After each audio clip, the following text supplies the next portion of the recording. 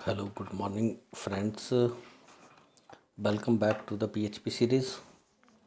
जो आज हमारा टॉपिक है वो है पीएचपी फंक्शंस।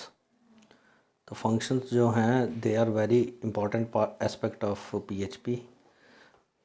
फंक्शन ही आप लोग पीएचपी का बिल्डिंग ब्लॉक है जिनका यूज़ करके हम प्रोग्राम्स जो हैं वो लिखते हैं। तो फंक्शन मैंने आपको पहले भी बताया था कि ये एक सेट ऑफ कोड होगा जो कि किसी स्पेसिफिक टास्क को काम को करेगा। किसी स्पेसिफिक काम को करने के लिए जो कोड लिखा जाएगा उसको हम फंक्शन बोलते हैं। पीएचपी में बहुत से फंक्शन अवेलेबल हैं। इनबिल्ट फंक्शन 1000 से अबव हैं और इनका यूज़ करना ही आपको एक अच्छा डेवलपर जो है पीएचपी का वो बनाएगा। दो टाइप के फंक्शन पीएचपी में अवेलेबल हैं। एक है बिल्ट इन फंक्शन। ये वो फंक्शन है जो ऑलरेडी कोडेड हैं और आपको सिर्फ उनको रीड करना है और अपने वर्क के अकॉर्डिंगली आपने यूज़ करना है। ये यहाँ पर फिफ्थ पॉइंट पर जो है ये इसका एक रिसोर्स है। अगर आप इसको इस यूआरएल पर जाएंगे तो आप लोग फंक्शंस देख सकते हैं। सेकंड टाइप के फंक्शन जो हैं those are user defined functions.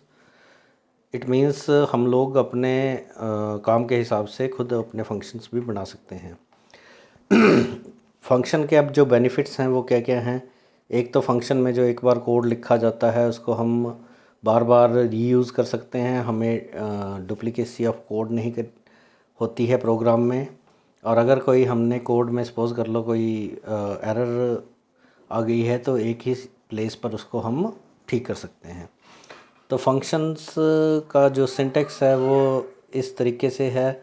आप फंक्शन कीवर्ड लिखेंगे, फंक्शन नेम आप अपने वर्क के अकॉर्डिंगली लिख सकते हैं। उसके बाद पैरेंथेसिस हैं, ये जो ब्रैकेट्स हैं इसको पैरेंथेसिस बोलते हैं। और एग्जीक्यूटेबल कोड, इसका एग्जांपल हम देखेंगे।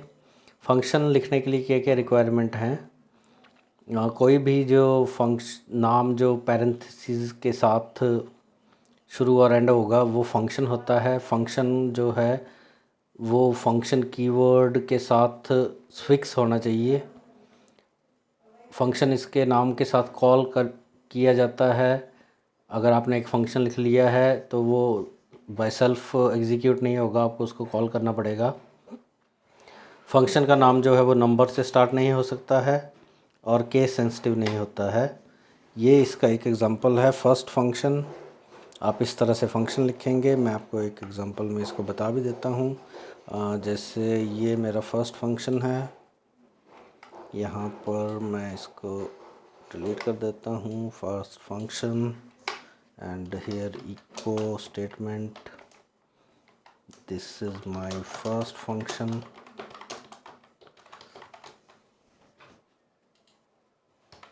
एंड इसको हमने कॉल करना है। अगर मैं इसको रन करूँगा तो बाय सेल्फ ये खुद से नहीं चलेगा। इसके लिए मेरे को इसका नाम जो हमने रखा है वो यहाँ पर कॉल करना पड़ेगा, फर्स्ट फंक्शन। और जब मैं इसको कॉल करूँगा तो this is my first function, ये ऑटोमेटिकली एग्जीक्यूट जो है वो हो गया। राइट। सो इस तरह से आप फंक्शन अपने लिख सकते हैं। फंक्शन में हम लोग पैरामीटर्स दे सकते हैं। जो भी पैरेंथेसिस के अंदर, जैसे ये पैरेंथेसिस हैं, इनके अंदर ये परम 1 और परम 2 दिए हैं। ये इनपुट होती है फंक्शन के लिए, क्योंकि फंक्शन आपको पता ही है कि एक कोई स्पेसिफिक काम करेगा। तो काम जब वो करेगा तो उसके पास वैल्यूज़ भी होनी चाहिए जिनके ऊपर वो काम करेगा। तो उसके लिए पैरामीटर्स जो हैं वो हम लोग फंक्शन को पास करते हैं। तो any number of parameter can be supplied separated by comma. आप जितने मर्जी पैरामीटर इसको दे सकते हैं लेकिन वो कॉमा सेपरेटेड होते हैं। सपोज़ कर लो मैंने एक फ़ंक्शन लिखना है सम के लिए, तो मैं यहाँ पर फंक्शन का नाम रखूँगा सम और 2 डिजिट का मैंने सम करना है। तो नंबर 1 एक पैरामीटर है, डॉलर नंबर 2 एक पैरामीटर है और यहाँ पर मैं एक और पैरामीटर लूँगा, dollar sum. Assignment operator dollar number 1 plus dollar number 2 और echo the sum is dollar sum, right. अब यहाँ पर मैं इस फंक्शन को कॉल करूँगा क्योंकि इसका नाम सम है, तो होपफुली ये जो मुझे रिज़ल्ट देगा वो, लेकिन अभी मैंने इसको 2 पैरामीटर दिए हैं, तो मेरे को इसके अंदर ये वैल्यू जहाँ से मैं कॉल कर रहा हूँ वहाँ पर पास भी करनी पड़ेगी। जैसे सपोज़ कर लो मैंने 4 और 5 का सम करना है, तो यहाँ से ऐसे पास करूँगा एंड द सम इज़ 9। अब यहाँ से ये कोड मैंने लिख दिया है। अब मैं यहाँ पर जो चाहे आर्गुमेंट पास कर सकता हूँ। 200 रिटर्न करूँगा 300, राइट। सो इस तरह से हम लोग फंक्शन लिख सकते हैं। अब फंक्शन जो है वो वैल्यू उसके अंदर हम लोग आर्गुमेंट से दे सकते हैं, लेकिन फंक्शन हमारे जो हैं वो वैल्यूज़ रिटर्न भी करते हैं। मतलब फंक्शन के अंदर हमने कुछ वैल्यू पास करी और उसने हमें रिटर्न में वैल्यू दी। तो जैसे हमने ये सम का फंक्शन दिया था, मैं अब इसमें क्या करता हूँ कि यहाँ पर एक रिटर्न कर देता हूँ, रिटर्न सम, लेकिन यहाँ पर मेरे को डॉलर साइन भी लगाना पड़ेगा और यहाँ पर मैं कैच करूँगा इसको, dollar some 1 equals to some, और यहाँ पर मैं लिखूँगा इको सम इज़ डॉलर सम। तो ऐसे करके हम लोग जो है वो अपना प्रोग्राम जो है वो बना सकते हैं। सम इज़ सम 1 होगा, सॉरी यहाँ पर सम इज़ 300, राइट। तो ऐसे ये रिटर्न भी कर सकता है। इसके लिए रिटर्न कीवर्ड की ज़रूरत पड़ेगी। इसके बाद pass by value and pass by reference है। 2 टाइप से हम लोग पास कर सकते हैं वैल्यूज़ को फंक्शन के अंदर, पैरामीटर को, आइदर बाय वैल्यू और आइदर बाय रेफरेंस।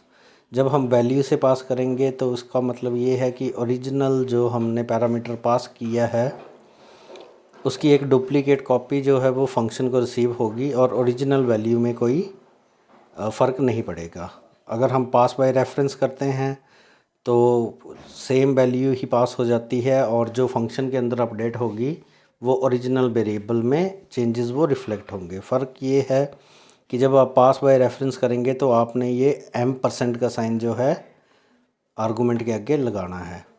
तो हम लोग इसका एग्जांपल एक क्विकली देख लेते हैं। जैसे ये है, यहाँ पर 2 फंक्शन मैंने बनाए। ये पास बाय वैल्यू है, इसमें मैंने नंबर पास किया, और असाइनमेंट ऑपरेटर में इसको मैंने नंबर को 2 से इंक्रीमेंट किया है। देन पास बाय रेफरेंस है, इसमें भी सिमिलर ही है, लेकिन आप देखेंगे जब हमने पास बाय वैल्यू को कॉल किया तो जो हमारा वेरिएबल है उसमें कोई फ़र्क नहीं पड़ा, नंबर इज़ 10। लेकिन जब पास बाय रेफरेंस किया तो जो वेरिएबल है पहले 10 था, ये पास बाय रेफरेंस है तो उसमें 2 प्लस हो गए, तो ओरिजिनल वैल्यू जो है n की 10 वो 12 होगी, राइट। तो ये आप इसको ऐसे देख सकते हैं। Thank you, have a nice day, stay safe, stay home, good luck.